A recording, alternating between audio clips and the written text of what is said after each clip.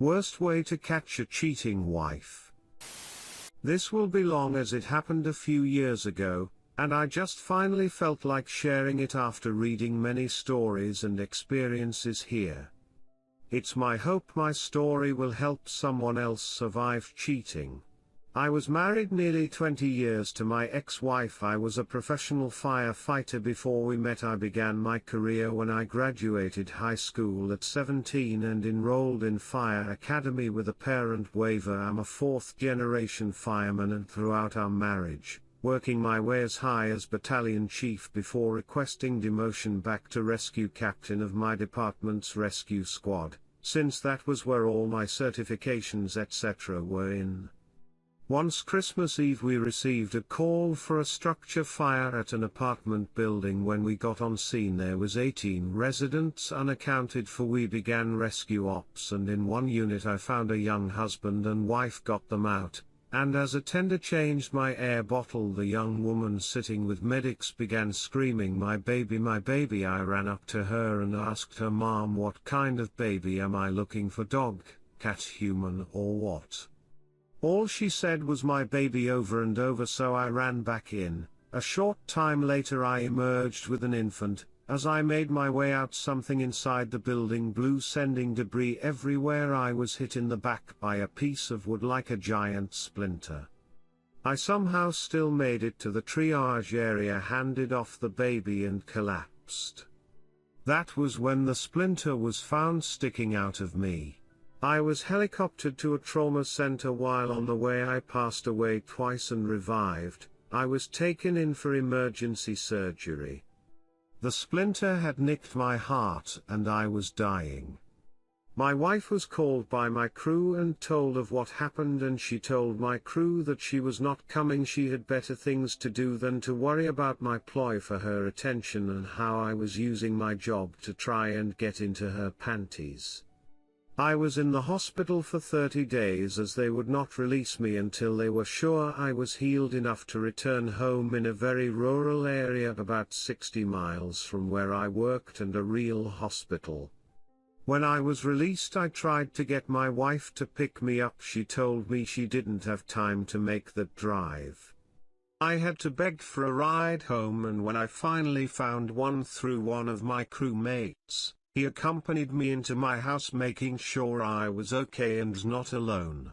We walked through my home looking for my wife since her minivan was in the driveway. When I opened our bedroom door I collapsed to my knees as my crewman came up behind me and shouted, "WTF are you doing?"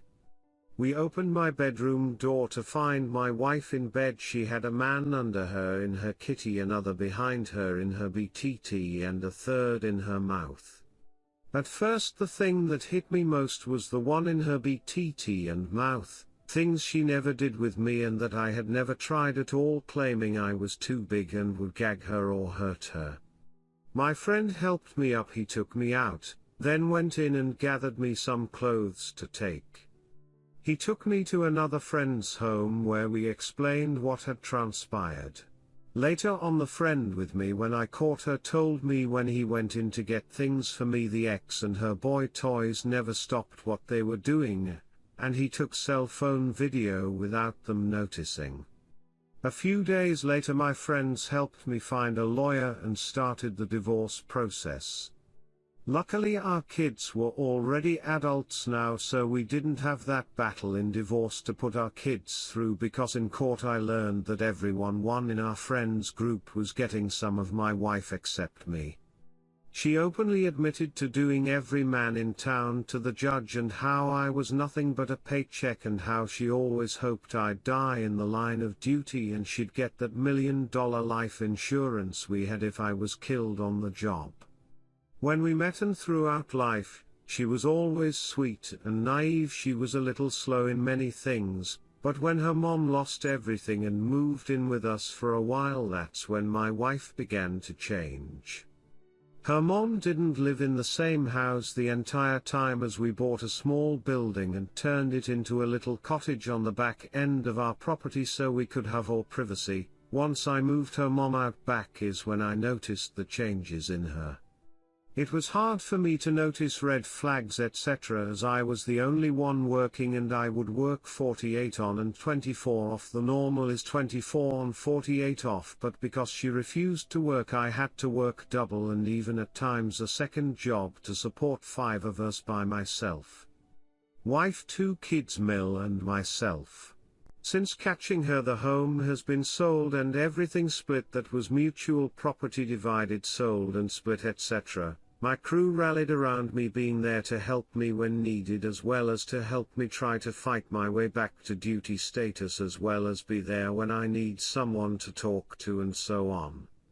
Most of these men and women on my crew lived in the city we worked in, so it was an hour drive at least each way to assist me. I worked my ass off to get my career back. I wanted to hit the 35 years of service mark, then retire. When it came time to do my physical etc. to return to duty, I passed but was subsequently called into the chief's office where I was told, "Captain, you have 2 choices.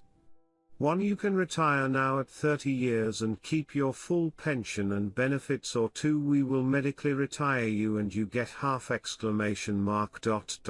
stuttered, but I passed my return to duty tests.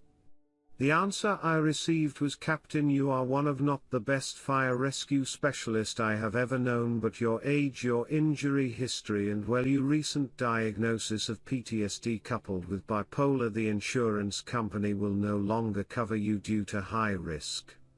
So do you have a decision?" I retired and left heartbroken and defeated. When my now ex-wife found out, she began tormenting me over it all, trying to drive me to suicide is my guess, but instead of letting her win I left the area, began working in animal rescue to help pass time. It was the lowest point of my life. Living in an RV trailer running an animal rescue and no one would give me a job. Sure, I didn't need to work, but I needed something to do.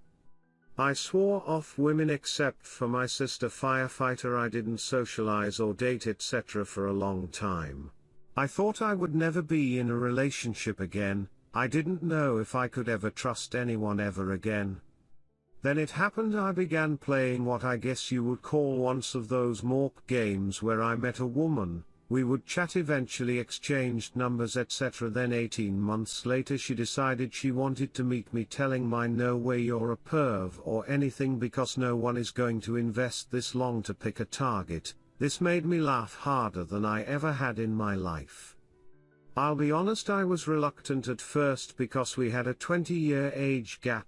Plus we were different races. Where I live, interracial relationships are still shunned. Yes, it's Redneckville, USA, and basically still the Stone Age in many ways here, but I agreed to meet her.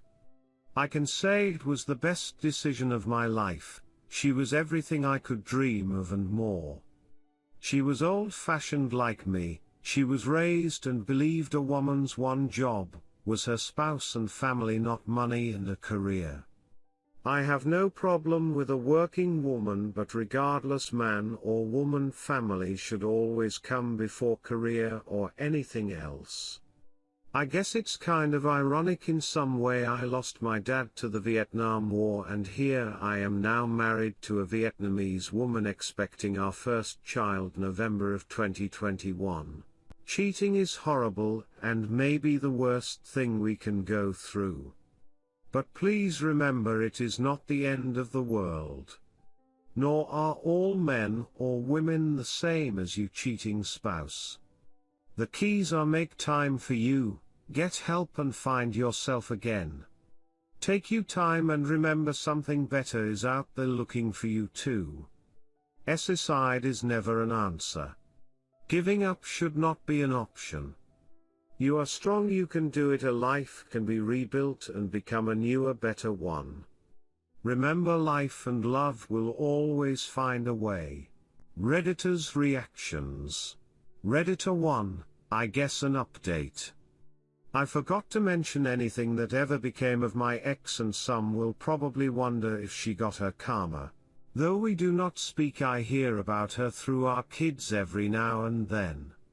Our kids are very careful to not have us visit them at the same time they do tell both of us about the other when major things happen.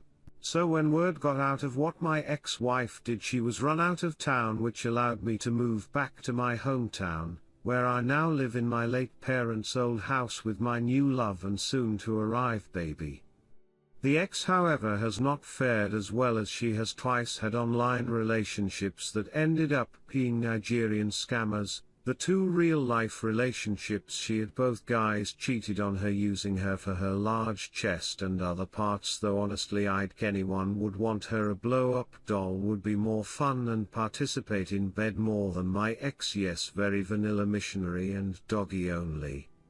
Yawns? The last I heard about her, my 44-year-old ex not lives with her mommy in a one-bedroom house with 5 cats and 5 dogs, and all she has is her work at a dollar store. Redditor 2, sounds fake to me. Redditor 3, my respects to you, sir.